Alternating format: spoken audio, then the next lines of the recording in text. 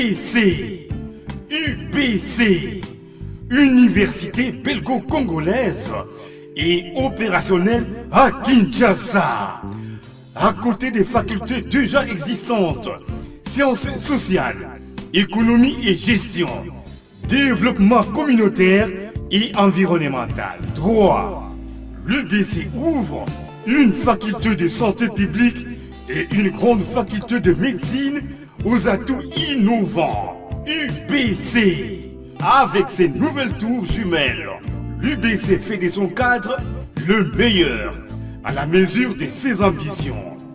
Pour une carrière réussie, pour faire de vous des perles rares des entreprises, l'UBC met à disposition une ferme agro-industrielle, une bibliothèque bien enchalandée, une salle d'informatique à la pointe du numérique, un cabinet d'assistance juridique et un hôpital performant doté des laboratoires d'analyse médicale aux standards actuels. Une télévision moderne bien équipée. UBC. Avec ses professeurs visiteurs et maîtres des conférences, l'UBC octroie des bourses à ses lauréats et assure les suivis du cursus du 3e cycle à l'étranger. UBC. Inscription rue Louosi, numéro 7 à 13 à Kassavubu, en face du carrefour des jeunes.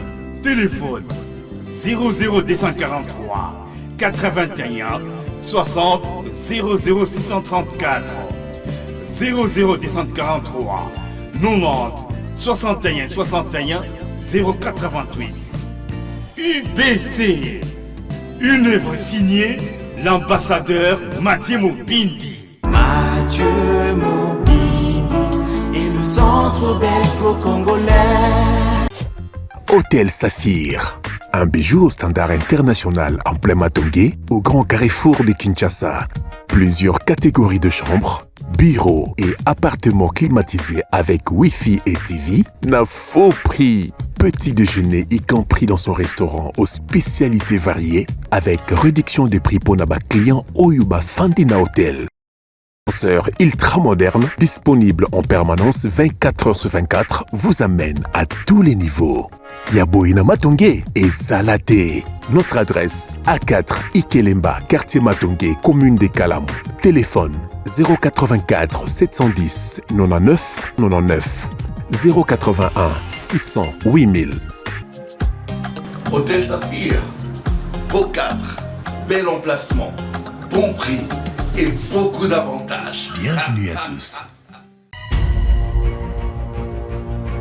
Lundi 11 mars 2024, bandeko balandi, bisika bonso bozwami, topesi bino mbote, tolingi bino mingi, bino boyebo kolanda biso, bozali na ba province nyonso ya mboka na biso, République démocratique du Congo, mbote na bino, mbote pe na bandeko ba kolanda biso na ngambo ya Brazzaville, bandeko bonso bozwami na Congo, topesi bino mbote, République ya Congo, topesi pe mbote na bato bonso ba kolanda biso, bazwami na ngambo ya Angola, bandeko boko tala biso boali na Afrique du Sud, boali na Côte d'Ivoire, boali na Soudan, boali ebele boko landa biso bozwami na ngambo ya Zambie. Topesi bino mbote na bayo banso bakozwa biso na mikili banso bisika boali na bakontinent nyonso yali na kati ya mokili na biso. Yango topesi bino mbote, toyesi bino ete tolingi bino mingi na mokolo lelo oyo tobandi penza semaine elongo na bino. Bandeko balandi toali na bandeko mibale na kati ya plateau na biso o penza baye kotalisa makanisi na bango na mayema koleka na kati ya mboka na biso République démocratique du Congo. Biso banso toyebi ete Commission électorale nationale indépendante CENI asi apesi ba date où ezali prévu pour na ba élection etikali ya Sénat pe ba élection ya ba gouverneur na kati ya mboka na biso. Kasi bandeko balia wapenza tokotalisa bakotalisa makanisi na bango, s'il faut dire bako réfléchir à haute voix na mayema tali ba élection ya ba gouverneur na kati ya mboka na biso, parce que mingi ba koloba depuis 2006 tito komi lelo na 2024 ba yo banso baleka pona kokamba ville ya mboka na biso basali mosala na lolenge penzo esengeli te mingi bakobeta pe sete na kati ya ville province ya Kinshasa kasi maponami pona kopona penza nani oyo akokamba ba province ezali koya yango mingi bakosenga penza bakoloba ete na ba député basala choix oyo ezali choix ya malamu bapona penza ba bon dirigeant pour que ba ville na biso et redorer encore une fois de plus image oyo ezalaki liboso donc bakosenga na ba député basala choix ya malamu yango bandeko to ali na bango mibali na kati ya plateau bakopesa penzo ezali makanisi na bango mais avant tout tozwanano basango oyo tolengela kibino. Les informations du jour. Kinshasa gouvernoral. Kabouya, Augustin Kabouya, l'informateur, confirme le choix de Bumba, Daniel Bumba, et demande aux membres de l'UDPS qui ont pris l'argent d'autres candidats de les restituer.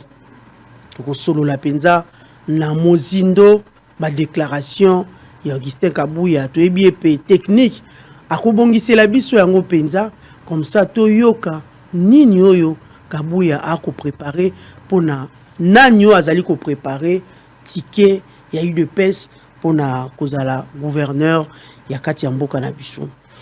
Voilà, au Katanga, un accident routier fait 18 morts sur l'axe Kasumbalesa-Sakanya.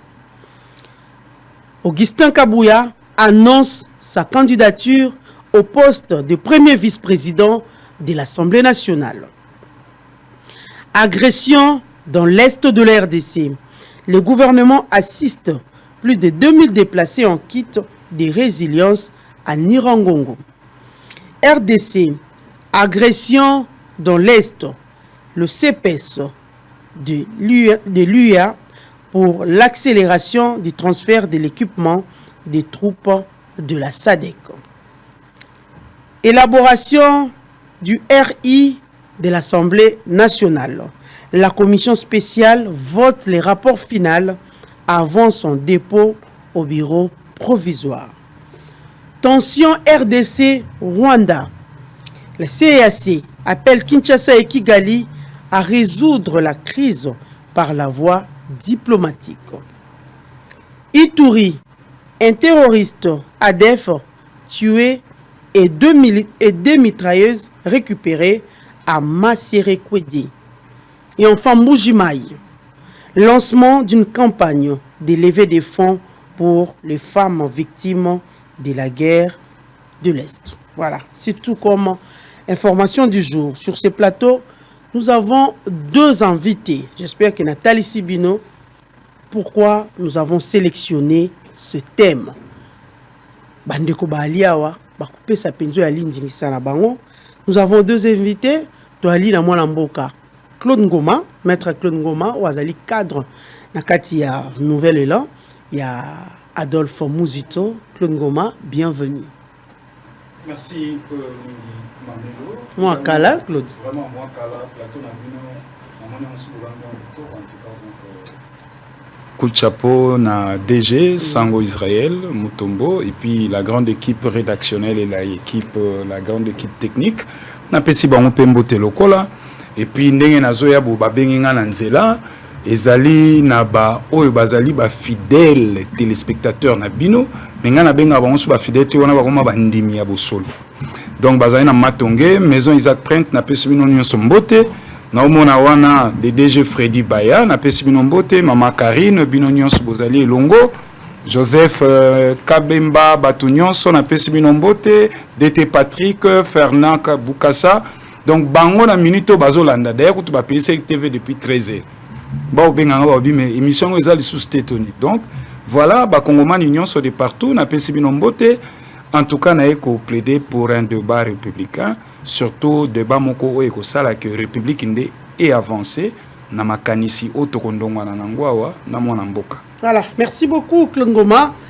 Tozali pe na mwana mboka Cédric Moudiantou wazali porte-parole na parti politique AVC.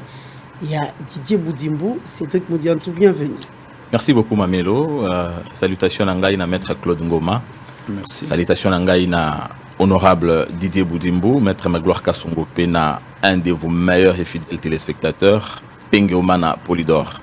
nalingi échange ya lelo et la beaucoup plus suivi avec beaucoup d'attention na ba téléspectateurs ya bosolo ba sala vraiment effort que maïma kobimawa ce qui moye kozala pe comme la temps mokonzi ya mboka na ebiki pa landa ke émission oyo kozala malamu puisque nous sommes venus réfléchir sur l'avenir de ce pays. To silisi manda ya liboso to koti manda ya mibale. Alors ba manda ngo ezo landana na ba alternance yaki nini tozo pesa na Congo nini tozo pesa na bana na biso ndenge imnezoloba serment de liberté que nous léguons à notre postérité. Mais la continuité, il y a succession, il y a problème. Est-ce que tozo léguer la postérité na biso serment à liberté ou bien tozo alourdir encore fardeau pour la génération à venir? Est-ce que c'est un plaisir de venir sur le plateau Nandongwa Nana, Maître Claude Ngoma, juste pour nous défendre le camp politique Nangaï, tout esengeli Nangaï Naye, total a beaucoup plus intérêt à Congo. Tout le monde converger dans le sens il y a coupé ça à venir nabiso une certaine assurance. Je crois qu'aujourd'hui nous allons parler République. Voilà, aujourd'hui nous allons parler République, a bien dit Cédric Moudiantou, tu es bien ville province ya Kinshasa, ba province nyonso ba ko milengela pona ko pona penza ba toyo ba ko kamba ba province. Et nous tous, toyebi ba situation 5 ans passés, j'espère que Kolongwa na mémoire ya mototé, toyebi biso baso la situation que nous avons vécue par rapport à la gestion ya ville province ya Kinshasa. C'est vrai, on nous suit aussi na ba province ya Lebele ba lwala ba province ya Lebele pe ba to mususu ba ko kamba. Kasi moi mboka Moudiantou na banda penza lisolo na yo parce que c'est l'union sacrée, la majorité parlementaire ezali ko revenir na moto yo penza esikoyo. Il faut bato bako kamba ba bima ngoma kutu to ali na ye ako commenter, il est de l'opposition c'est vrai mais il va donner son point de vue. Nous tous nous avons suivi, j'espère que la technique azo bon conception déjà image to rozongi sayango le secrétaire général ya IDPS informateur Augustin Kabouya na sortie médiatique na yo asalaki penza mokolo ya asalaki na week-end awa lolengi alobi ete UDPS a présenté à Eba candidat. C'est vrai, vous n'êtes pas de l'UDPS, vous faites partie de l'Union sacrée, n'empêche que réfléchir à haute voix à présenter ba candidat na ye alobi ete UDPS a présenté à ye candidat gouverneur de la ville. J'espère que boyoki yango na ba information tant on atangi Daniel Bumba de UDPS ticket na ye apesi pour na gouvernorat ya ville ya Kinshasa. Mais biso banso pe toyebi na ba information nous savons que le MLC a eu vice-gouverneur ou a présenté pe Edi Yeli Molangi. Et Kabouya a ajouté pour dire que c'est lui le candidat ya vice-présidence na kati ya Assemblée nationale. UDPS a kozwa pe na primature. Moi namboka analyse na yo. Mamelo au présenté Ngaï la porte-parole et Autre Vision du Congo, parti allié à UDPS et puis membre à Union Sacrée. C'est vrai, j'assume ça. Parce qu'il y a conviction politique Nangaï, il paye d'ailleurs Nabandi, le Kolonanga Yambo, na politique. Nazolinga que il y a la différenciété entre le fait d'être membre de l'AVC et d'être congolais. Voilà pourquoi ici je vais d'abord parler en tant que Congolais lambda et je vais assumer mes propos puisque je pense que l'avenir du Congo n'est pas seulement l'apanage de la parti politique, mais la population en général. Nazako se référait à l'Ikanisia Boutros Ghali, l'Égyptien, ancien secrétaire général des Nations Unies, où il démocratie est un but à atteindre. Alors, Yango Ezali un modèle du type copier-coller Ezali et pas Yesengeli Tokoma. Mais mboka na mboka azopona lolenge nini ya ko appliquer les démocraties. Pour le cas de la RDC, je puis ajouter malheureusement notre système démocratique est fondé et basé sur les partis politiques. Puisque Sokomoni Touti avec création à impair combat il y a un père fondateur de la démocratie, notamment Bakondo Etienne Tshisekedi, balinga kito kende na multipartisme, où il y a un entendement na bango, et ça qui consécration et à caractère démocratique. Cependant, la démocratie, c'est vrai la loi de la majorité, mais aussi la protection de la minorité. Or, dans le contexte congolais, beaucoup plus, na banzi, démocratie, il y a un parti politique et comme dictature normalisée, puisque ceux qui sont ensemble, il y a un parti politique où il y a commis locaux là, plus de 600, au Comona qui masse critique, ça veut dire les 100 millions et quelques de Congolais, au coup qui même pas la moitié de tout coup à parti politique. Alors en quoi est-ce que nous croyons que la démocratie c'est d'abord la loi des partis politiques? Qu'est-ce que nous faisons des Congolais qui ne sont pas dans les partis politiques? Première question Nanga Yangona, puisque l'objectif ici c'est d'être un pays développé au regard il y a des ressources nabiso nyonso. Nazo poser les sous-questions mbale kolandisama objectif il y a parti politique. Objectif à parti politique ezali conquête ya pouvoir, exercice na yango, pe conservation na yango. Alors so tel na kati ya objectif ya parti politique na 3 volets oyo, au moins n'est pas imogote balobi, objectif à parti politique et ça c'est référé na développement. Donc les partis politiques bazo luka pouvoir, ba exercer pe ba conquérir, ba exercer yango pendant longtemps, mais aspect à développement et ça na kati ya objectif ya parti politique T. Ce qui fait que au monito outi na deuxième république avec le MPR à Kambi pendant 32 ans à Kei à Tiki Congo na kati ya ba problème. Mzee Laurent Désiré Kabila tout ça succédé par Joseph Kabila basali PPRD Bakei Batiki Congo na kati ya ba problème. Aujourd'hui, c'est le parti du changement. Nous qui sommes nés na kati ya parti wana, c'est nous qui sommes au pouvoir. Nous devons nous poser maintenant la question, maintenant que nous sommes là, c'est quoi ce que nous apportons pour que biso effectivement changement au toloba ki tozo ya nango après biso tous les cas inaperçus locaux là ba parti ou les cas qui étaient puisque comme on a que ba parti est belé même bien avant MPR abako ya qui na pouvoir après Elimo Ekenda MPR yé Elimo Ekei PPRD Elimo Ekei. À nous maintenant qui sommes aujourd'hui de nous poser la question, qu'est-ce que nous allons apporter, qu'est-ce que nous allons imprimer pour qu'après biso toli moité mes peuples congolais na tango pour raconter histoire à l'obake tango to komaki na IDPS allié, il y avait un changement. La donne qu'il faut dans ces cas ajouter na quatre objectifs à parti politique, c'est la conscience, mais c'est là que ça me fait mal pour venir à votre question. Élection il y a ba gouverneur. Au moni le lot ozana phénomène autorité morale, phénomène président des partis politiques, phénomène secrétaire général. Mais dans l'autre temps, nous avons aussi un président de la République qui est élu par les Congolais, non pas seulement des partis politiques, mais tous les Congolais. Yaye, Aza le seul comptable au peuple autour na question na simato vota kiyo au Pesibiso Nini. Mais tant que par exemple dans les Kanisiambalam, puisque c'est vrai, le président de la République a été élu, réélu, pas seulement à cause de son bilan, mais surtout à cause de la volonté politique, na espoir au peuple congolais, mais encore à cause du choix entre cousins et frères, on dit les choix est clair, c'était un Congolais, origine naïe, il va faire objet à doute mon côté, Congolais va ponier. Puisque si on ne se référait qu'à un bilan, secteur par secteur, il y a beaucoup à dire, les ministres ont échoué lamentablement, na 100% il y a gouvernement, on a plus de 80 va échouer. Tout comme il y a une désignation, il y a gouverneur. Chef de l'État, Likanissia, développement, il y a 145 territoires. Ça veut dire le développement à la base, de manière à ce que tout répondre à un critère, il y a homogénéité de l'espace, où il y a les critères principaux, il y a développement. Mais les lois est comme ici, candidat gouverneur, bazo ou t'as volonté, il y a autorité morale, il y a président, il y a parti, il y a secrétaire généraux. Après, bango va couper sa consigne. N'a pas députés provinciaux. Ça veut dire d'abord, les députés provinciaux ont les mains liées. Ils ont été élus par le peuple, mais cette fois-ci pas pour servir celui-ci, mais pour servir les leader politique.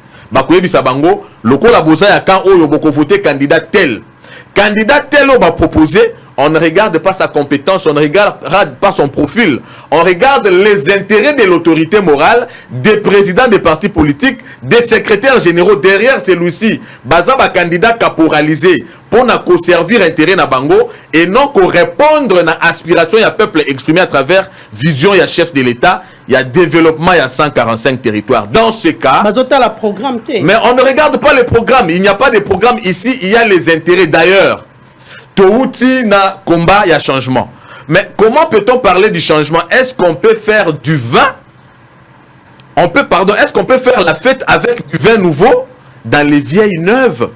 Touti na combat, il y a changement. Mais les lots, ils ont pouvoir en gros, ils ont s'exercer kakanaba oyo lobby bazala qui travailler contre le peuple congolais. On dirait que les 100 millions de Congolais, ce n'est qu'un échantillon, mais ils ont un groupe ya batumoko ba Hérita Congo loko la bilanga ba koko na bango ba tikela bango pour la simple raison qu'ils ont eu beaucoup de moyens na lolenge pe oyo toyebi ba komi ba leader politique toke na ba élection loko la peuple azana nzala a voter na lolenge ya nzala na ye ba maintenir ba force na bango ba kozonga na ba poste ya responsabilité. En d'autres termes, les partis politiques ont pris le pays en otage. Pour vous, pour nayo mwana mboka, ba parti politique, surtout au Kéming na Oizali, il y a union sacrée.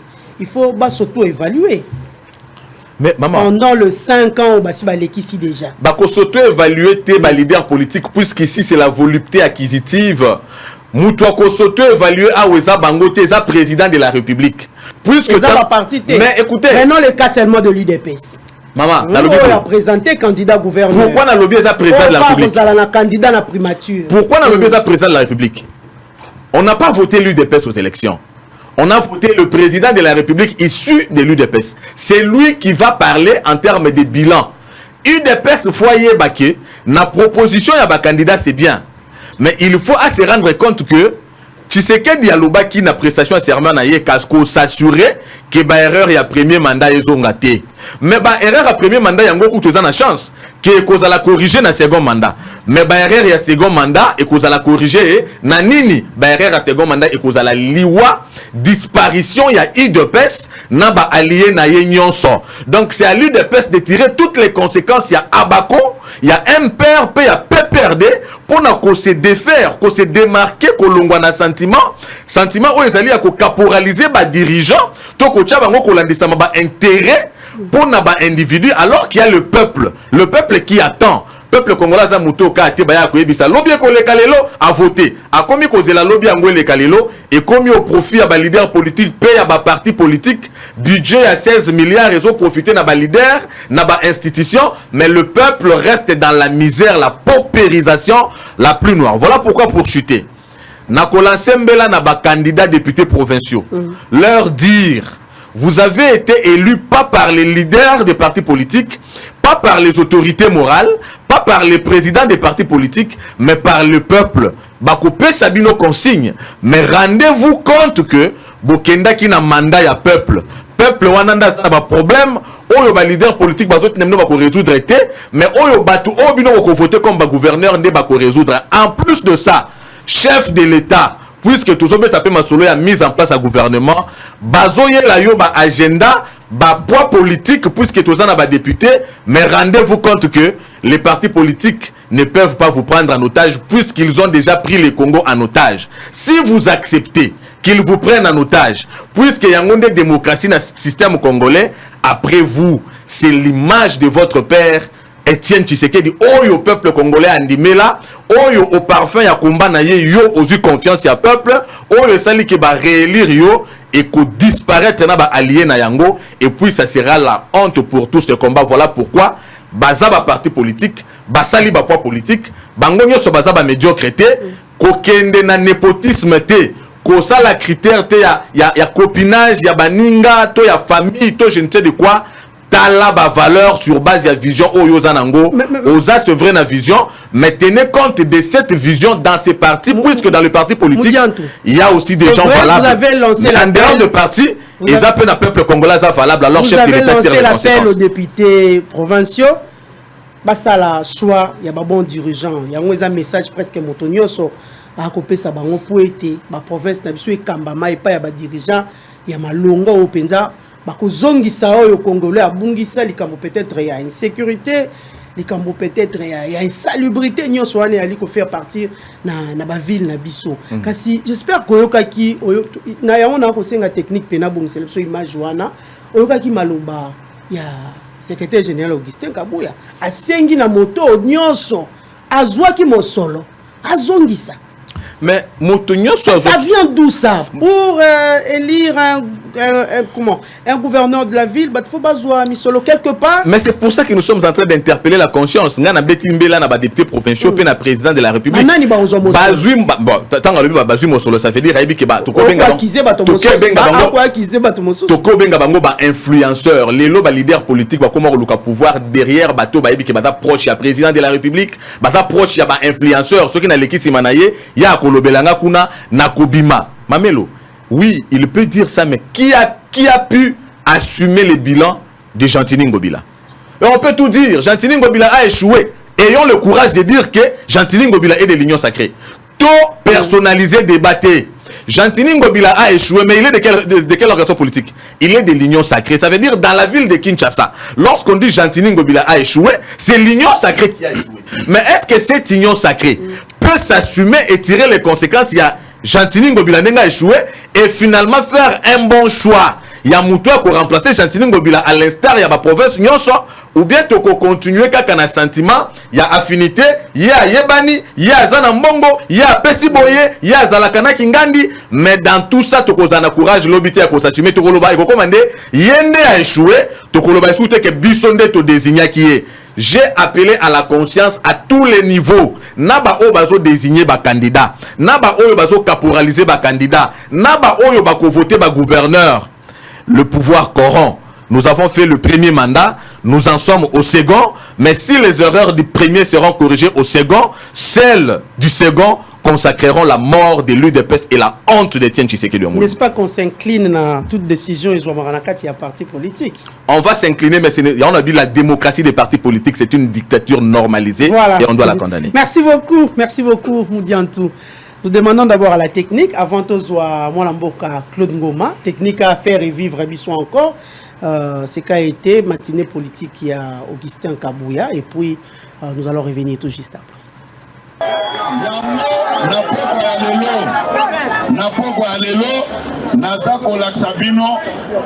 D'une manière officielle, les candidats de l'UDPS comme gouverneur pour la ville-province de Kinshasa, c'est Daniel Bumba.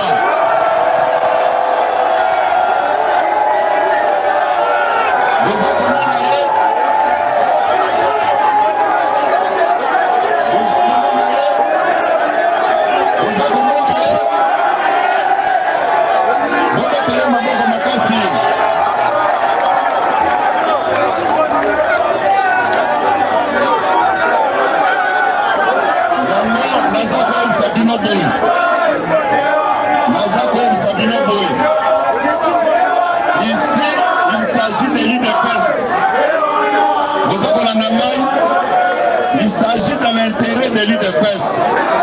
Bao bazwaki mbongo ya bato bazongisa. Bao bazwaki mbongo ya bato bazongisa.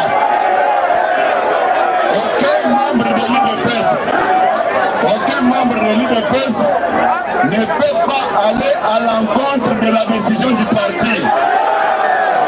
Ce qui est fait.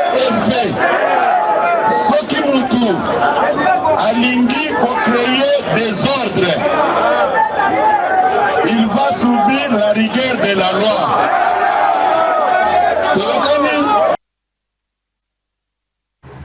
Voilà, merci beaucoup à la technique. Moulamboka Claude Ngoma, le secrétaire général. L'informateur Augustin Kabouya a bien dit aucun membre de l'UDPS ne peut aller à l'encontre. Il y a des décisions au Izwami, Nakati, il y a parti. C'est de cette manière que vous vivez dans vos partis politiques? Bon, Mamelo, na okinzoto mabe, kolandana en communication moko ya mabe, il y a honorable Augustin Kabouya devant base Balobi. Alobi biloko mi balé. Pana ye liboso intérêt ya IDPS. Ya mi balé. La décision est partie, aucun membre a passé outre, topé kokende à l'encontre, il y a choix où il y a parti à Sali. Alors, où est la démocratie? Ce qui c'est le mot, IDPS, Union pour la démocratie et le progrès social. Ou la démocratie n'a qu'à ezalité. Et oyo ezali kolakisa boni ba parti politique na biso ezali géré. En réalité na Congo tozana ba parti politique te. Tozali na o tozo benga ba boutique ya autorité morale. Il y a ba parti politique te. Parce que ceux qui ont ba parti politique ndenge ba savant ba grand philosophe ba tika ba organisation politique olinga komona ba grand débat de fond linga osalema kana ba parti na biso. Na ba parti na biso, il n'y a pas de grand débat de fond. Concurrence même autour des idées athées. Oyo azo sepela na chef, azo sele jalelo. Oyo kote azo landa chef na sima, nde yango ezo sala confiance. Or en politique, confiance ne suffit pas. Confiance est zélo comme sous. Mais mayele pe boania ya ko sala politique pe ya ko kanisa pona mboke ya lelo comme sous. Mais lelo pana biso tala ba boutique. Même moi qui vous parle, je suis aussi dans une formation politique. Voyez-vous? Alors, ba parti na biso tala ndenge zoken. Tala même ndenge to aligné ki ba candidat na députation nationale, provinciale, voire même locale. Critère mon côté. L'autorité vous dit faites-moi les pleins. Moi je mets le paquet. Boké bo fouti boutou boutou.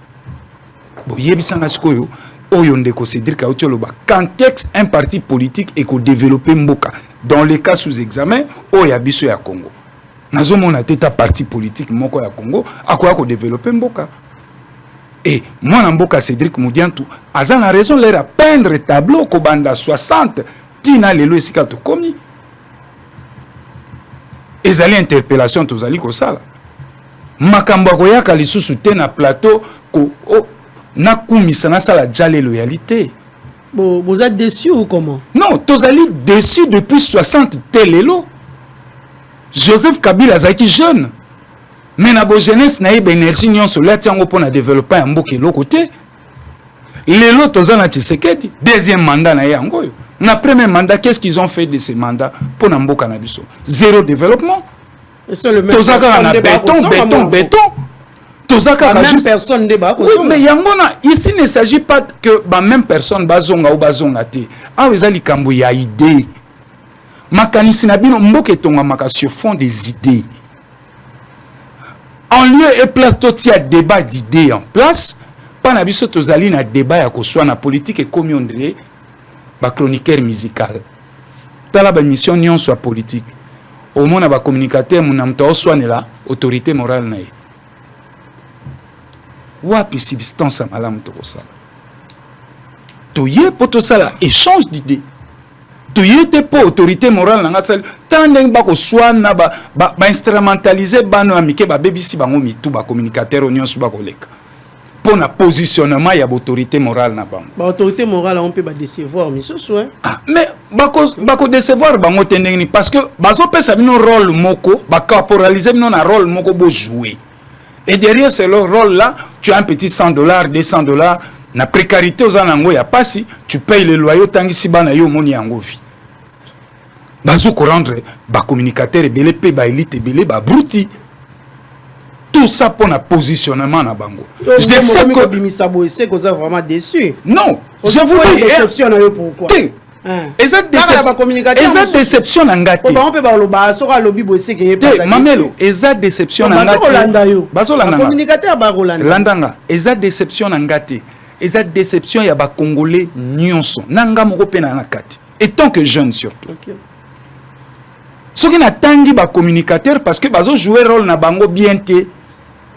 Ils doivent avoir le courage ba bimana karkan wana. O ils ont maintenir bango na nzembo ya butumo ya autorité morale. Batala mboka parce que ceux qui na ebisi yo mamelo na osala tableau moko. Tala ba dirigeant na biso nyonso, bango nyonso ba candidat na retraite. 10 ans Tshisekedi ozana makasi ya nango te, il finira par partir. Mozito ozana ngote 10 ans PC ozana makasi te, Fayulu également. To komi na mboka moko oyo ba leader nyonso bazo nuna mbala moko. Makasi ezo sila ba mbala moko, pourquoi ba âge na bango elandani? Alors, relève exact. Ce qui biso moko tozo kokate ko préparer relève wana. Biso peto asoko comme autorité morale tozo ka subano miso to bana ko caporaliser bango wapi développement ya Congo. Et quand ozotala eloko yo babengi parti politique na Congo ki moyibi ya ba politicien. Basali en sorte que baboma ba association baboma ba instrumentaliser ba syndicat les corps intermédiaires et à la KT. Or, l'homme politique est là dans un rôle politique pour réorganiser ou organiser ou réorganiser la société. Les syndicats, les corps intermédiaires, le mouvement des associations, machin, ils sont là pour marteler et insister, maintenir une pression sur les politiques afin que sa solution n'a pas problème de base na bango. Ndenge sala makala mikili mususu. Et pas na biso ba maman Marichère mukoni ba kobima na nzela. Pour pas contraindre l'action gouvernementale alors que la peuple les solutions. Non. Quel est ce syndicat aujourd'hui? Bako bima bakangi mayanjili facho kolekate. Nous te reprochons de ça et nous devons avoir des résultats probants. Et ça les makaté. Pourquoi? Parce que ba instrumentaliser bango nyos ba corporaliser bango. Mboke koufi. Même les politiques ya mindele baza mitema malamu te na mondo tozana ngo ba politiciens nyonso ezala ya mindele ezala biso ba mitema mabe. Mais pourquoi ya mindele basalaka quelque chose pour le peuple na bon? C'est tout simplement parce que population na bango azali na maturité politique. Et ça que Macron a mitema malamu yango zo sala pour na ba français. Non, ce sont les français ne bazo contraindre Macron à trouver les bango ba solution. Et pas na biso awa nzala tellement leki population bala la pongi yango biso musala tozo sana ba plateau ya ko réveiller conscience ya peuple oyo politique aye ayibi mbongo l'état aye article bino $100 bo bengi prêtre viana solo la bien. Voilà, Ngoma candidat gouverneur nazo koma wana likambo il faut rezoa motonioso parce que to été danger ezali vraiment énorme. Ndenge ndeko mudiantu aoti kotal sabiso. Est-ce qu'il faudrait prendre n'importe qui? Mais nous ce qui est déjà mabé. Parce que moi guerre peut continuer à nazo ya mama. Babi sep ba monaki obé nanité. Babi na sep ba réceptionnaki de yoka songo ba réceptionnaki pe diabanza. Mais médiocrité à ba parti politique na biso yango eloko nazo dénoncer. Ba sep topé na ba parti muso oye aligné ba candidat ba bisa biso na mboka critère ya la kinini obo retenir bango critère ya te ba récolter ba recevoir ba candidature oui mais critérium nini obo tia qui en place parce que qui ça tout le balaka qui ça le choix est porté par rapport à Nini c'est ça mais il y a mon critère le choix est porté par rapport te obi na IDPS mikolo yo 5 ans où tu les canaux sikoya zelambi miselombo na tout à bordir muke na tout à bordir obi na IDPS mikolo ba olobani tosa pobika tosa pobika soko tosité ozwelo côté faut chiter Ngoma et na tout à bordir muke tosa pobika alors na o etali ba candidature donc voilà ba candidat gouverneur o IDPS aligné na ticket na ngana muta IDPS mais nazo tala oui critère ya la kinini et on est en train de suivre de Yoka Songo qui s'est créé désormais oui de Yoka Songo mais ils sont tous des leaders justement de Yoka Songo Daniel Bumba Lubaki Diabanza Mwananene bango misatu où est-ce que sali débat na kati débat zalaki wapi na kati ya parti na bango pour ba délibérer moko sur babi cuisine interne. Non, mais cuisine interne de Bézaté. Et même ça aussi, parlons de ça. Wapi programme ya gouvernance ya bango nyonso misato. Tout le monde a bango na ba TV parce que ba yebi TV bien. Na koleka na candidat oui, na koleka bino Kinshasa dans 40 ans. C'est que sera la ville de Kinshasa parce qu'il faut tout comprendre. Ba gouverneur nyonso ba leki, ba sale le côté pourquoi parce que bazana na vision mon côté pour na Congo, pour na Kinshasa. Kinshasa c'est une ville à 15 millions d'habitants. C'est tout un pays. La même instabilité à mon gouverneur Wane Utakiwaki. Non, mais non. Kinshasa, c'est tout un pays. C'est tout un pays. Et Sengeli, ville, na biso à Kinshasa, ezala gérée sur fond de réformes yaminene. Ozomona. Mais bango nyonso soko tali bango bana ba sensationnel. Daniel Lubaki, oui, va retenir Etika gagnant. Mais loko ni esali va retenir Etika gagnant. Et loko ni esali ba misusu wana ba recalé bango bazwa bango te. Ozomona loko tozolo. Ozobenga Lubaki, Bumba Lubaki. Ah, Lubaki c'est son poste non. Ozomona. Et loko ni esali ba recalé de Okasungu. Au profit à Daniel. Ozomona. Et tant ou déjà na landi nani communication ya honorable Kabou ya liboso ya base na monde déjà clientélisme et koti ya makasi népotisme eza ya makasi osomonango donc Kinshasa a chance mais il a présenté juste le choix de l'UDPS non non ba présenter ka choix bongoté alors que bana basé belé la ndako o azo créer ba frustration na parti ba ambition ya litobenga ango la gestion des ambitions. Pour que la frustration botamate na katia X formation politique et singeli botia ba critères objectifs. On a remplir critères wana akei. On a remplir en tikali.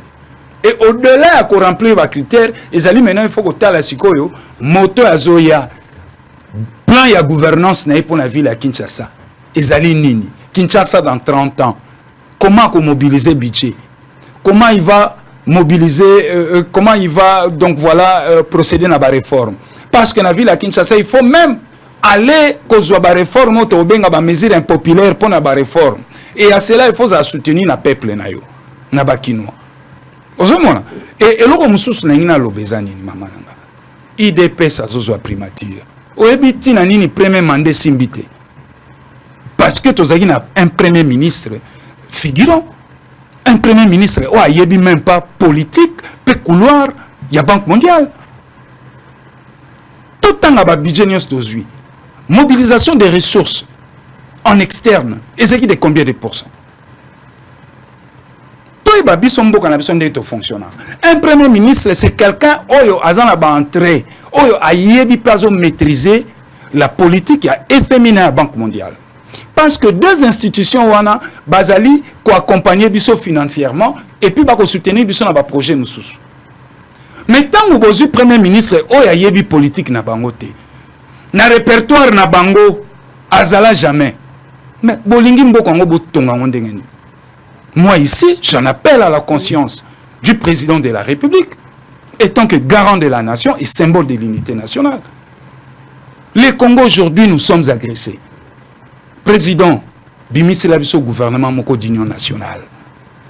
Oye ko zalate batuba ya ko se retrouver te.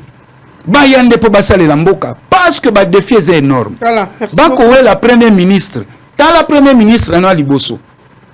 Na ibete loko moko wa batu ba koloba mais evandi. Ba mo ba budget nyos tozui. Mobilisation des recettes en ressources extérieures. Et ça de combien de pourcents? Ils ont toujours des faibles pourcents. Pourquoi? Parce que un premier ministre qui ne maîtrise pas la politique de la Banque mondiale et de FMI, qui ne connaît pas les couloirs et les rouages de ces deux institutions. Alors, voilà, merci beaucoup. Ce qui est l'IDPS, c'est la primature. Nous primature raison de l'IDPS. Le pouvoir discrétionnel, il y a chef à ratisser large. À ça, la gouvernement. Mais le premier ministre provient de la majorité, non? Non, la majorité parlementaire. La majorité, oh, maman nanga, il a tout à sous deuxième portir. Photo Zouamoudia. Non, chité. Le poste de premier ministre, n'est-ce pas qu'il y a revenir dans la majorité? Ils ont revenir dans premier ministre au cas où pays est en kimia. Parti n'y a la première position. Le pays est en kimia té. Parti politique n'y a la première position. Te comme manga bongo té mamelo parce que na hôtel ils sont urgence ya mboka. Obi mboka na biso tona ba urgence mibale. Urgence à liboso. Te nazo chité na ngala tout abordir mais oboyina tout. Nangana tout à aborder. Ozomona. Te so boyi. Na ozonga na deuxième aloba pona otuta. Ate sali passe. Poste ya premier ministre. Et koki kozongela na IDPS te pourquoi? Parce que élection to wuti nango les élections ya soni ya mokili mobimba banda makambo banda. En 2006, IDPS a kendaki élection te. Kabila celle qui m'a ponomi. Mais l'opposition avait sa place. En 2011, IDPS azongi na opposition, azongi na élection. Tosali, IDPS avait 11 députés. L'opposition ezaki na 175 députés. Lelo, quelle est cette opposition au ezan hémicycle? Bobo Mimboka, Mboke Koufi. La majorité a 470 députés et vous trouvez ça normal? Voilà. Merci beaucoup. C'est tuer la démocratie, merci, Moudian Touvari. Et donc, le président de la République, vous devez ratisser large le temps au gouvernement d'union nationale pour que la guerre union soit positionnement ici là, l'union soit travailler pour la école et non pas pour la partie. Merci beaucoup, Ngoma. Moudian. Merci beaucoup. Naibité ce Ngoma, Ali ko contredire Ali Mibeko Yamboka ou comment? En effet, à contredire Mibeko Yamboka. Le poste de premier ministre. À contredire Mibeko Yamboka, d'abord de la majorité parlementaire. Nalina clarifier le monde de Congo makoyebisa que s'il fallait parler na ko tuer opposition, UDPS Nabuso Balia UDPS tout l'ingende to existait dans régime passé puisque il y avait une machine mise en place pour na ko tuer opposition. Etienne Tshisekedi, d'heureuse mémoire, alors qu'il m'a UDPS a quoi accéder au pouvoir, opposition est koufa. Pas puisque tu kobo mayango, mais puisque tu as substance. L'opposition tout le monde. L'opposition n'a ni organisation ni thématique, puisque la machine en place, biso opposition à l'époque, facilitation, il y a crédibilité dans biso qui va bévu à pouvoir. Pouvoir qui répressif, alors à crédibiliser qui démarche à opposition. C'est tout le contraire aujourd'hui. Aujourd'hui, le pouvoir ne se compromet pas comme le faisait le pouvoir d'hier, ce qui fait que l'opposition, soit il fallait changer de stratégie à cause de l'opposition. Pour autant qu'il y ait qui a copié le système, il y a opposition à UDPS, pourtant qui était une opposition crédible, ne faire disparaître l'opposition. Oui, les élections, tout le monde était allé aux élections. Namoni pas imoté loi moko salamagi pour empêcher l'opposition kende. Mais c'est le peuple qui choisit, c'est le peuple qui anda pour nakaba ba élu naie. Alors face au candidat du pouvoir, n'a opposition, la population a fait son choix, donc il n'y a jamais eu une contrariété pour que l'opposition ait koufa, mais la réalité, il y a existence sur le terrain de celle qui opposition est koufi. Deuxièmement, la loi doit être respectée puisque Mboke fonctionne sur base de la humeur T. La primature à l'UDPS, c'est des droits. L'UDPS doit avoir la primature. Ça, c'est des droits, puisque, c'est la première force parlementaire. Et ça ne peut même pas faire appel à un débat. S'il faut que tout dans le contexte au lobby, il faut d'abord, même si je pourrais souscrire à ça, mais il faut d'abord tout le mécanisme pour changer la loi. Alors, pour autant qu'ils aient la loi, donc de droit, l'UDPS mérite la primature. Mais là n'est pas mon problème. L'UDPS doit avoir la primature, mais pour quelle productivité? Oui, l'UDPS de droit doit avoir la primature. Comme on parlé tout à l'heure, il y a la maîtrise, il y a évité l'horizon. Maman, UDPS faut la primature, oui. Mais pour en faire quoi? C'est ça le vrai problème. Parce que tant que l'UDPS a eu primature, un président de la République ici, c'est une fierté. Etienne Tshisekedi est content. Mon combat aujourd'hui, le peuple là a doublé, le peuple là, c'est vrai. Mais c'est pas ça le problème. La finalité de l'action gouvernementale, c'est le bien-être de la population. C'est ça c'est clair, ça c'est la science. UDPS veut dire Union pour la démocratie et le progrès social. Et ça c'est un peu que UDPS a joué parce que tu peux parvenir à progrès social. Maintenant, Hollandi peut na katia prestation à serment à discours à chef de l'État et investiture à lobby à si charpente squelettique, il y a un défi naïe quinquennal. À lobby, protéger le pouvoir d'achat. Dans un cas élément mokoana. Protéger le pouvoir d'achat. Mais pouvoir d'achat par définition, c'est le rapport entre le revenu nominal et le prix sur le marché. Avant de parler protection du pouvoir d'achat, il faut d'abord parler création d'emplois. Ça va de soi. Alors, le chef de l'État a cette volonté puisque lui veut faire parvenir le peuple au bien-être réel. Mais ça, il n'est pas omniprésent, omnipotent, omniscient. Il doit travailler avec une équipe. Batu Oyazo travaille na Bango. Quelle est la politique publique ou au pluriel, quelles sont les politiques publiques au Bango va mettre en place pour qu'effectivement, protection et pouvoir d'achat et banda par la création d'emplois.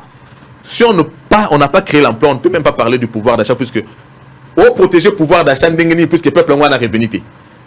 une économie informelle, ils ont prédominé dans le secteur informel.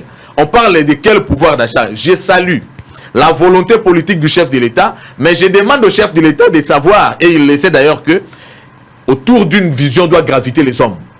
Ici, je ne parle pas d'hommes comme les humains, mais les hommes pétris du savoir et de la connaissance, mais surtout de la vision. Or, c'est lui qui impulse la vision. Il doit impulser la vision en faisant un beau casting, de manière à ce que Mouto ya nommé premier ministre, et dans la Lolendo que parti na biso, tozu ba député belé, yango tozu ba poste belé. Oui, c'est bien.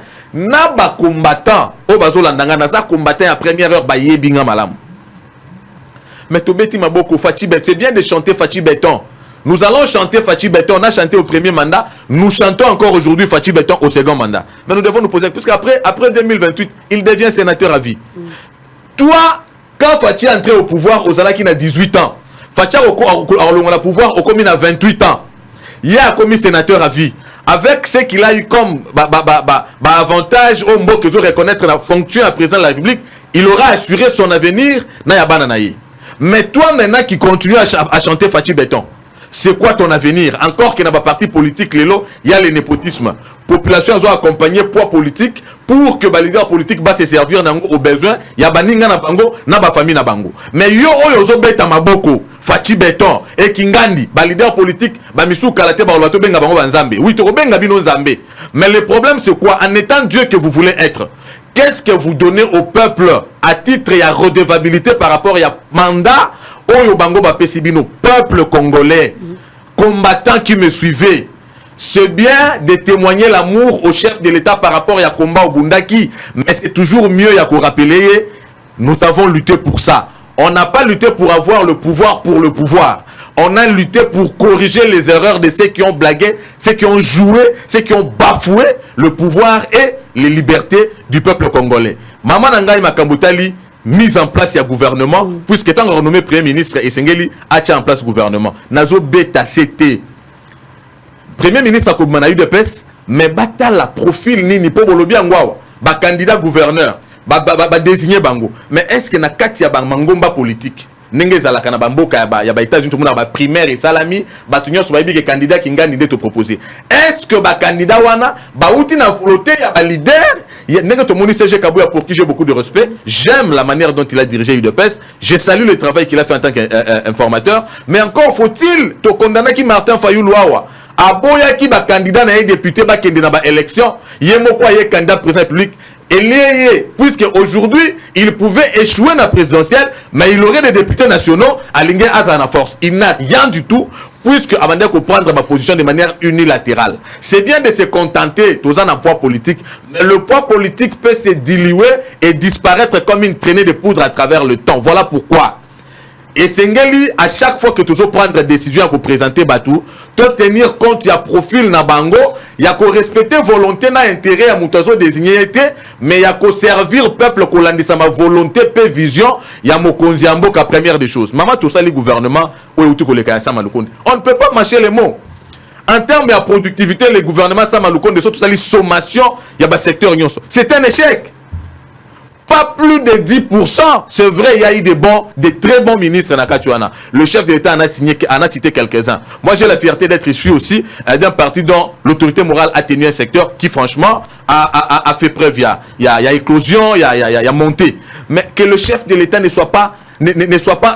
pas les mains liées, ma parti politique est proposé ma force, ma liste Zoya, Kingandi, toi, ma député Songolo, autant et single tous autant de ministères.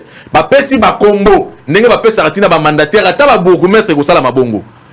Congo est réduit na organisation et ma parti politique, to Congo est bénéficié na ma congolais nyonso. Banamboka ya mayeli. Bazaka na ba parti politique, encore que na ba parti politique ango, désignation pe zo sala makolandisa ma capacité te. Ezo sala sa makolandisa ma relation ya mutu na ba oyo bazana hiérarchie et inspecteur bazana cadre ya décision. C'est un problème maintenant ya ba parti politique. Mais ba parti politique n'est que prendre bien en maman, le chef de l'État est en train de poser les actes pour laquelle a placé un formateur pour qu'à consulter pe ba regroupement de l'organisation. Maman, à consulter ba regroupement ba y avec les leaders politiques. Ce sont les leaders politiques qui ont amené ces regroupements-là. Mais quand je dis que les partis politiques ont pris en otage, ça veut dire quoi?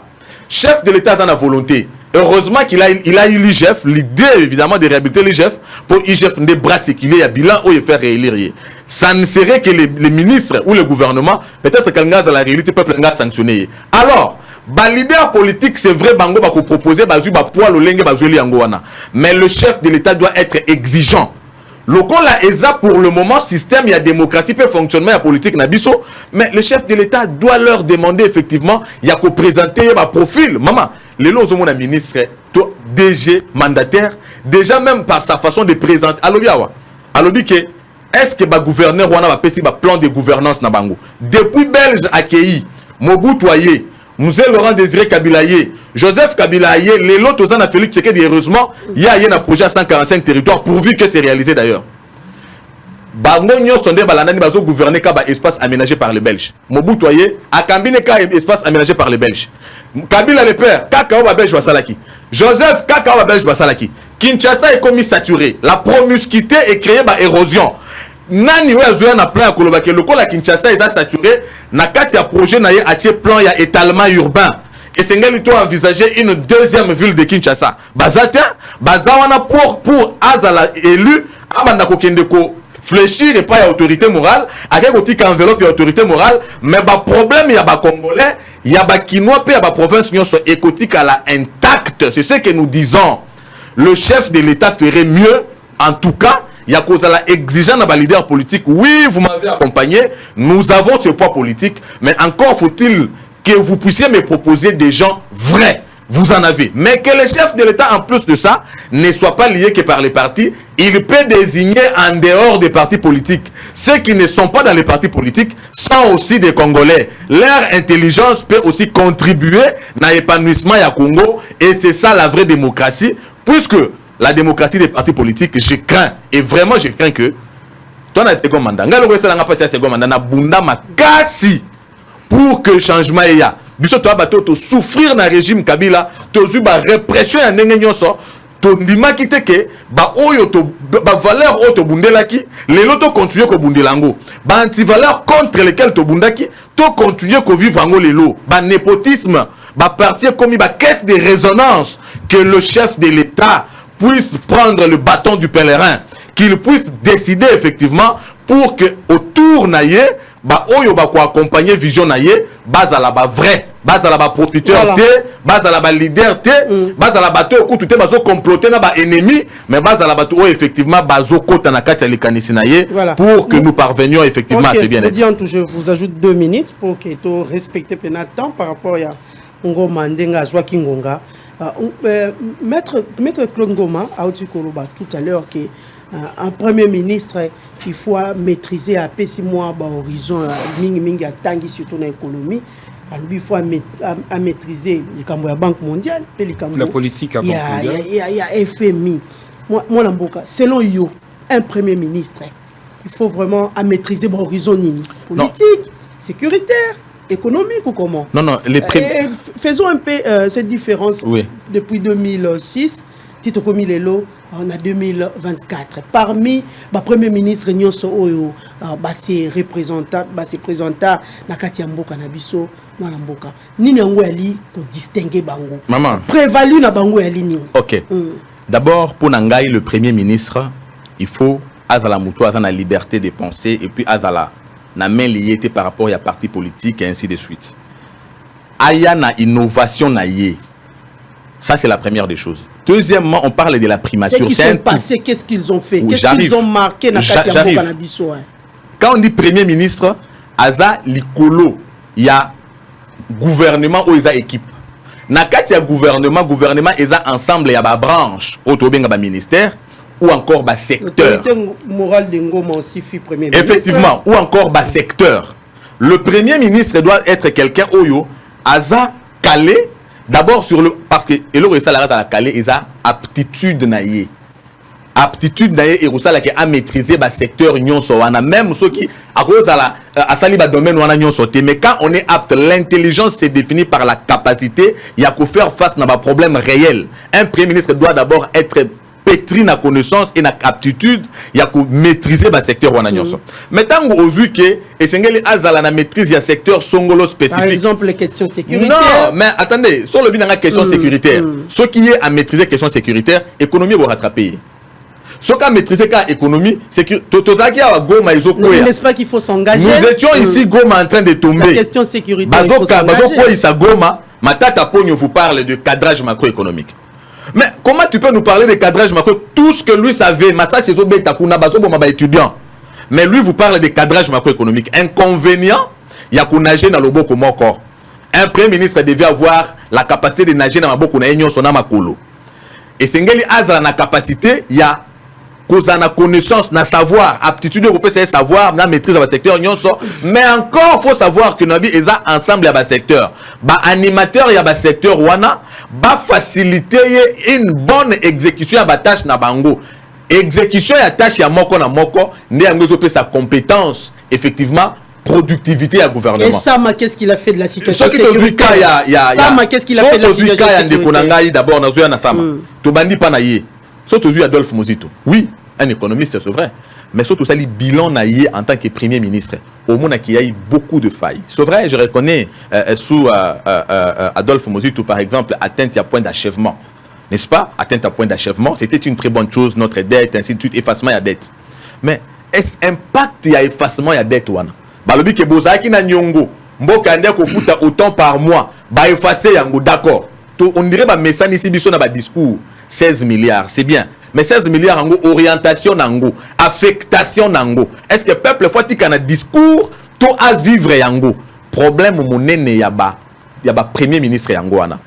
Comment est-ce que au cause à premier ministre avec fierté que Ngaï Nazana maîtrise la économie j'ai ramené le budget à 16 milliards. C'est une très bonne chose. Mais 16 milliards, oh que enseignant à 400 000 francs congolais, ça veut dire équivalent à 150 $.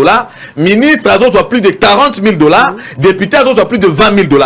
Une disparité qui étonne même le diable, le maître de l'injustice. Mais il se dit ce qui se passe là-bas, c'est pas possible.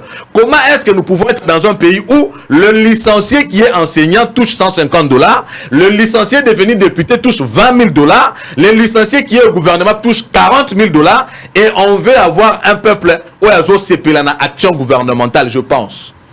Le nouveau Premier ministre doit aussi avoir la capacité, non seulement à maîtriser le secteur wana, mais à affecter équitablement richesse yamboka ezala au bénéfice ya peuple en général, puisqu'il n'y a pas de Congolais qui soient supérieurs aux autres. Yango faut la facilité à la base, kolandisama architecture ya politique nabiso, faut d'abord faciliter na ba parti politique. Nde sengeli président applique à Beta Likofi, ministre de l'Intérieur a veillé na fonctionnement parti politique, bangonde ba prendre pays en otage, bangonde ba faciliter président de la République té et sengeli makambwe bongwana à la source, et puis développement na biso ezala bénéfique na congolais nyonso za utile ezaka membre ya lingomba politique songoloté ezate tozo sala boye pona intérêt à UDPS. Toi on a besoin on peut ça honneur na combat ya icône ya UDPS, mais le Congo n'est pas l'UDPS. L'UDPS c'est le parti politique aujourd'hui, il y a honneur, il y a fierté par rapport à combat naie, et sengeli beaucoup plus kutu ba fort il y a UDPS et ça le progrès social collectif du peuple. Mais son makambero sala makolandi sama ba aspiration ya UDPS, nous avons échoué. Même Etienne Tshisekedi de là où il se trouve, il est déçu. Désormais faut changer et l'obéli. Nous devons changer le narratif. Le combat, c'est le peuple, mais ce n'est pas le bien-être des militants des partis politiques. Encore que pour le moment, ce n'est qu'un leurre. Les militants des partis politiques sont en train de pleurer, puisqu'ils sont en train de mouiller le maillot au bénéfice des leaders politiques et de leurs proches. Voilà pourquoi le chef de l'État, lui qui est à son tout dernier mandat, doit s'assurer que ces choses changent. Si jamais ça ne changeait, après 2028, ça sera une honte et lui-même aussi ne sera pas heureux d'avoir été là. Cédric. Malamboka Ngoma, j'espère qu'on va terminer avec.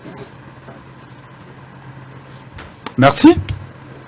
Nous avons rencontré Malamboka Cédric. Kamboya Premier ministre. Oui, nous avons commencé différents premiers ministres. Basi baleka na kati mboka na biso toko zongelaka ka année 2006 til to komi na 2024. Basi distinga na nini et à quel moment? Très bien. Nazo ya na motuna na yo. Na rencontré Malamboka Cédric Modianto na yo iloko autaki oluba. Na debi ya maloba na ye. il y a deuxième prise de parole, opposition et perdre substance na yango nyonso, et à paraphraser, voire même Kondo Etienne, Derez mémoire, paix à son âme, car une fois UDPS au pouvoir, opposition que vous pourquoi? Parce que cette opposition est qu'on perd la substance na yango nyonso. Voilà maloba na ye, mais nengi na ye bisana mwana mboka Cédric. Que le lot opposition et perd la substance te. Opposition nullement et perd la substance nango. L'opposition en RDC est là, mais sauf que c'est une opposition muselée. C'est une opposition muselée. L'opposition, c'est avec qui maintenant? L'opposition est plurielle en RDC. Bosaka lecture à Mabé. Bosaka lecture à Mabé. L'opposition. Nouvel élan. Non, je dis Mamelo. L'opposition, elle est plurielle. Nous avons deux sortes de l'opposition. Au Congo. Pas informateur. Hein? N'a répondre.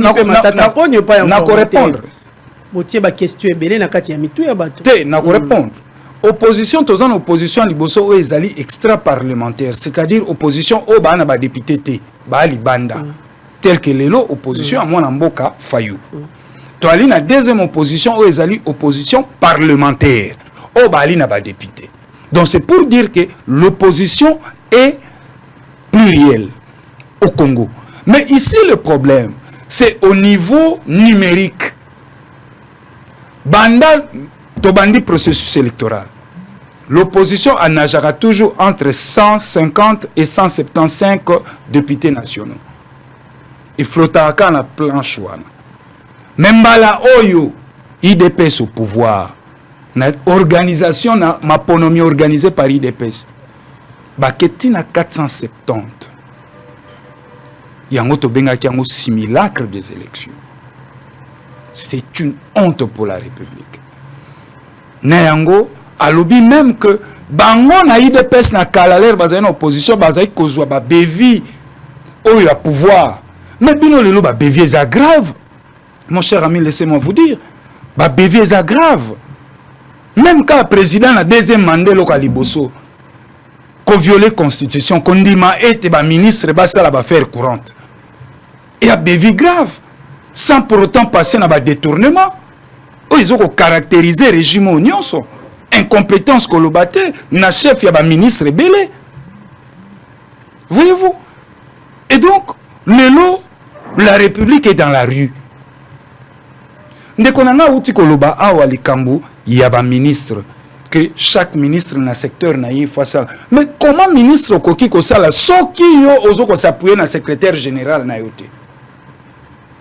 On est ministre, oui, vous êtes ministre, mais dans un rôle politique. Les techniciens, il y a secteur, c'est le secrétaire général.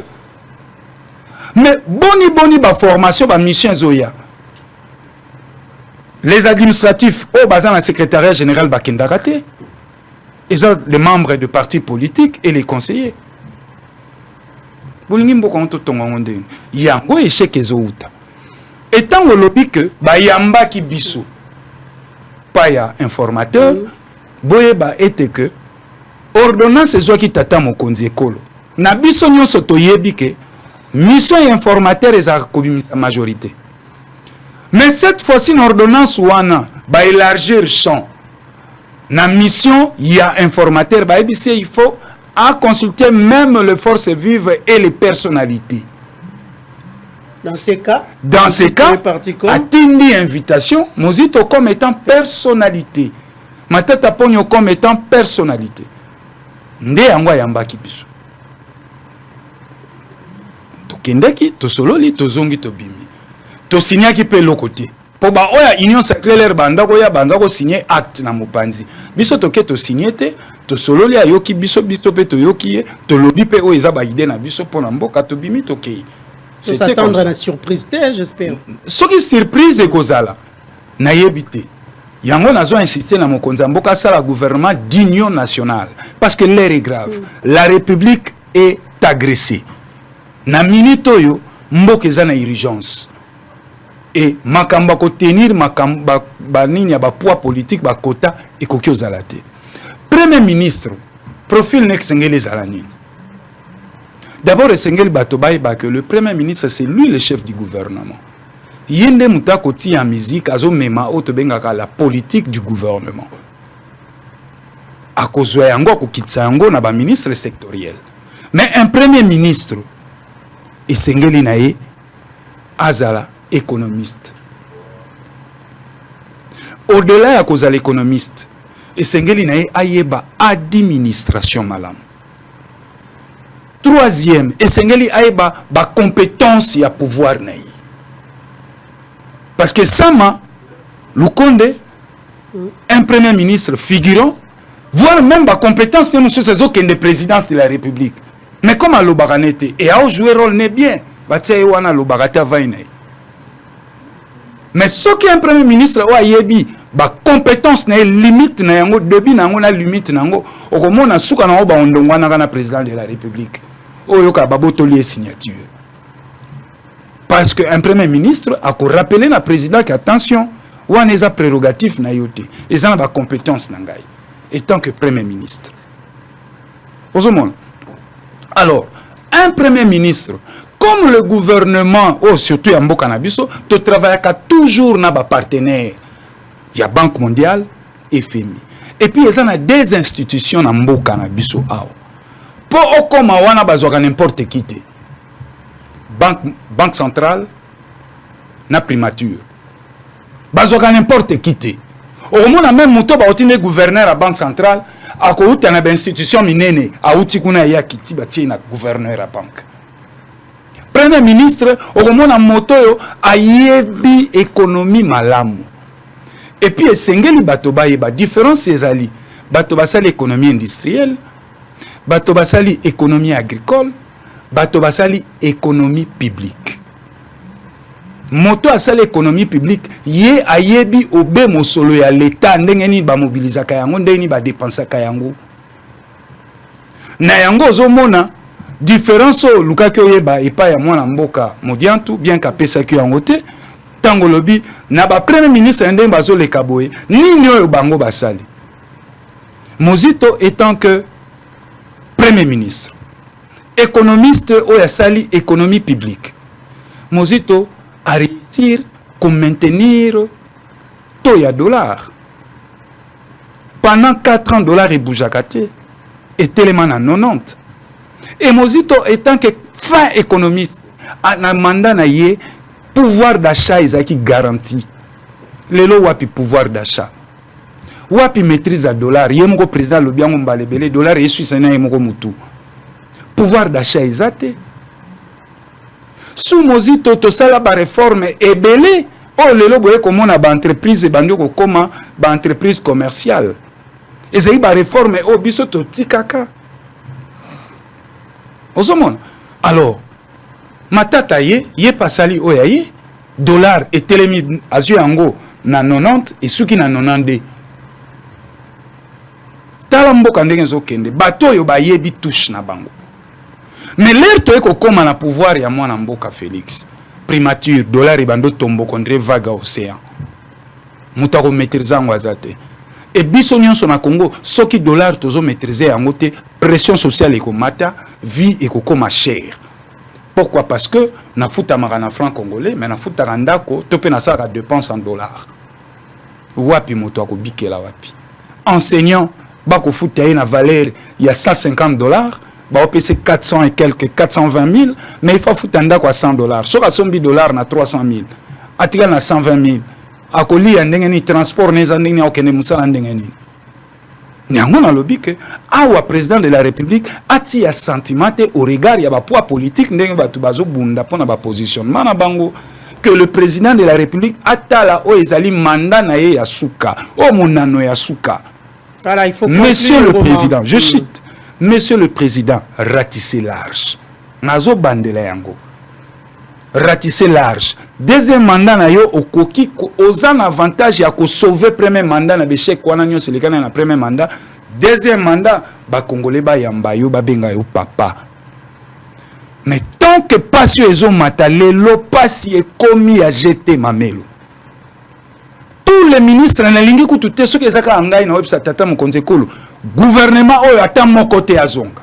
Pardon tata mokonzi. Ata mon côté azonga bango nyonso ba échoué lamentablement. Na deuxième mandat vous n'avez plus droit à l'erreur. Faites-vous mieux entourer. Et surtout ministre la biso gouvernement moko ba oiseau rare même dans la parti politique expertise na yo ko zo yango esika mususu c'est la biso et tout mon savoir faire na il n'aura rien comme rendement topé oyo eloko eko retenir ya bando pesa na parti politique non luka la biso ba oiseau rare côté la biso gouvernement ta batama boum côté la biso gouvernement batama boum te pardon tata mokonzi ekolo parce que ndenge ezokende mabe ezali déjà ti gouvernement ezowumela po ebima yiki elle ba frustration za terrible tata mokonzi ekolo touti élection et créer ba frustration lelo to soutenir yango te mais bana mboka misu bakomo katisa bakende na banguna tout ça eza ba frustration yonde motokoki ko sauver meuble garant de la nation, symbole de l'unité nationale. Je vous interpelle, monsieur le président. Et pour n'acheter ma manangai, na koko sil samalobate, sans que na touché aspect sécuritaire. Na sengi na tata mokonze kolo, na ba voyage nyon sozo sala. Tikana no business mopanzi. Tikana makambo mosolo économique au kendo lukaka te. Tu as besoin seulement de la biso en place une diplomatie militaire.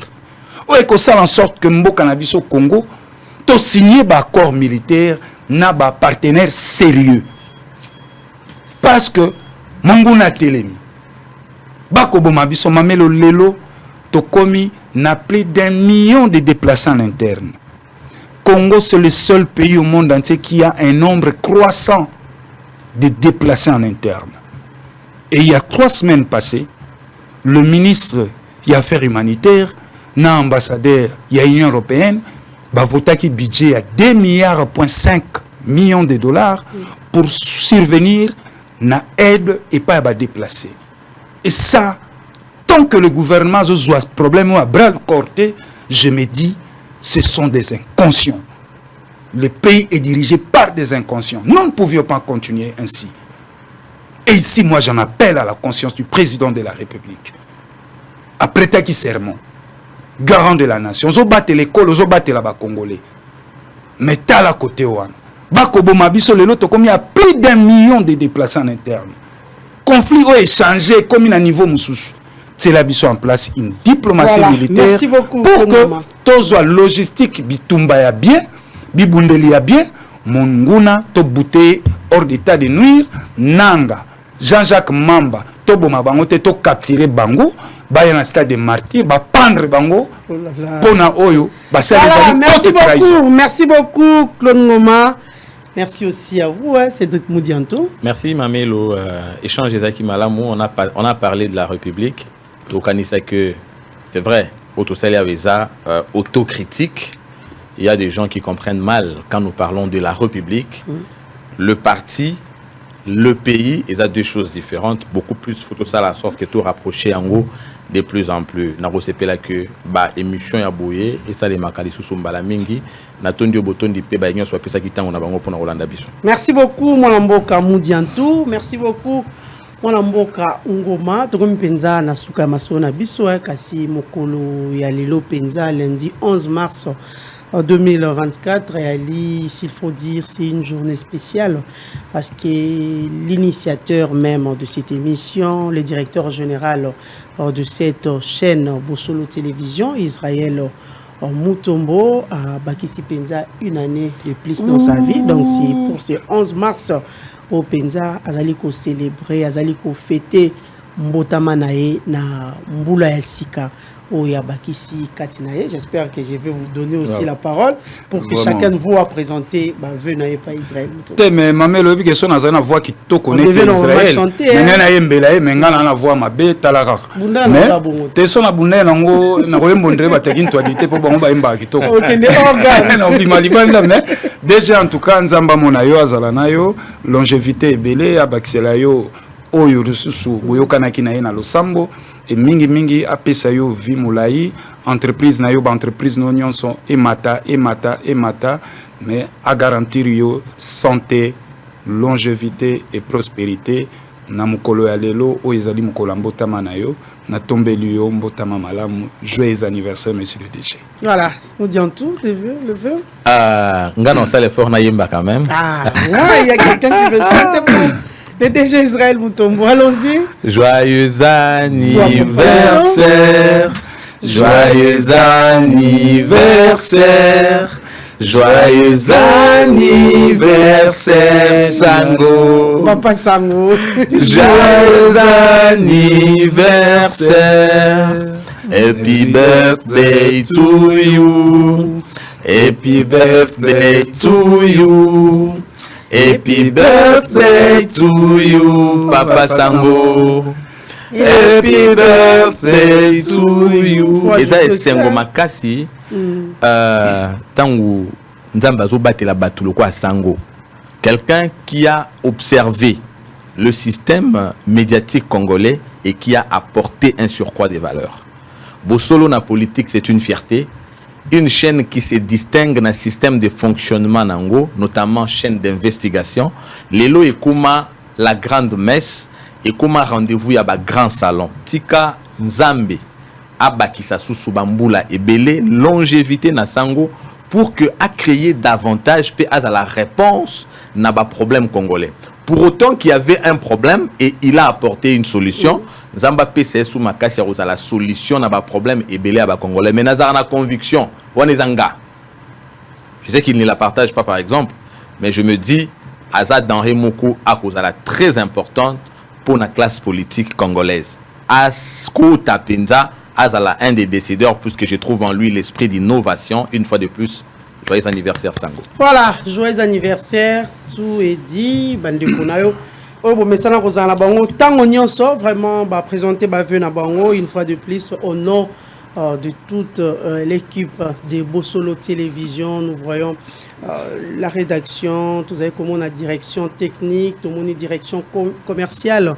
Tout le monde secrétariat partout, nous, agents de Bosolo Télévision, nous présentons vraiment le meilleur, Mbotama Elamo, nous avons vraiment abaxé à Mingi, bénédiction abondante. C'est tout ce qu'on peut demander au très haut. Pour l'instant, bénédiction abondante. Obalo Barapenza, Ndako Etonda les sous ya Mingi, vers à la déborder encore. Zambia Pesa, Yaibele, joyeux anniversaire. Nous sommes arrivés à la fin. Tout est Nabino Lobby. Merci beaucoup.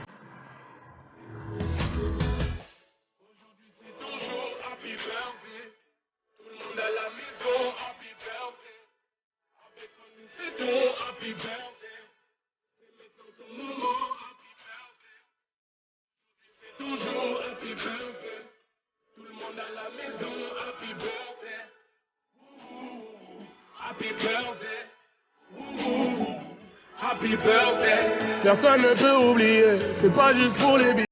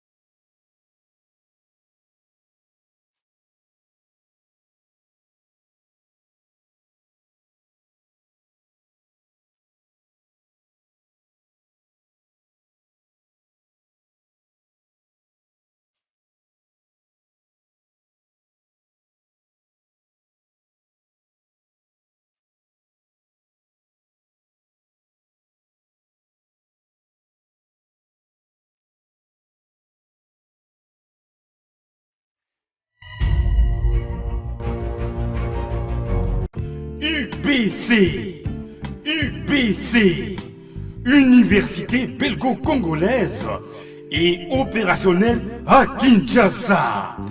À côté des facultés déjà existantes, sciences sociales, économie et gestion, développement communautaire et environnemental, droit, l'UBC ouvre une faculté de santé publique et une grande faculté de médecine aux atouts innovants. UBC, avec ses nouvelles tours jumelles, l'UBC fait de son cadre le meilleur à la mesure de ses ambitions. Pour une carrière réussie, pour faire de vous des perles rares des entreprises, l'UBC met à disposition une ferme agro-industrielle, une bibliothèque bien enchalandée, une salle d'informatique à la pointe du numérique, un cabinet d'assistance juridique et un hôpital performant doté des laboratoires d'analyse médicale aux standards actuels. Une télévision moderne bien équipée. UBC. Avec ses professeurs visiteurs et maîtres des conférences, l'UBC octroie des bourses à ses lauréats et assure les suivis du cursus du 3e cycle à l'étranger. UBC. Inscription rue Louosi, numéro 7 à 13 à Kassavubu, en face du carrefour des jeunes. Téléphone 00243 81 60 00634 00243 90 61 61 088. UBC, une œuvre signée l'ambassadeur Mathieu Mobindi. Mathieu Mobindi et le centre belgo-congolais. Hôtel Saphir, un bijou au standard international en plein Matongé, au grand carrefour de Kinshasa. Plusieurs catégories de chambres, bureaux et appartements climatisés avec Wi-Fi et TV n'a faux prix. Petit déjeuner y compris dans son restaurant aux spécialités variées avec réduction des prix pour naba clients Oyuba Fandina Hotel. Ascenseur ultra moderne, disponible en permanence 24 heures sur 24, vous amène à tous les niveaux. Yaboina Matongé et Zalaté. Notre adresse A4 Ikelemba, quartier Matongé, commune des Kalam. Téléphone 084 710 99 99 081 600 8000.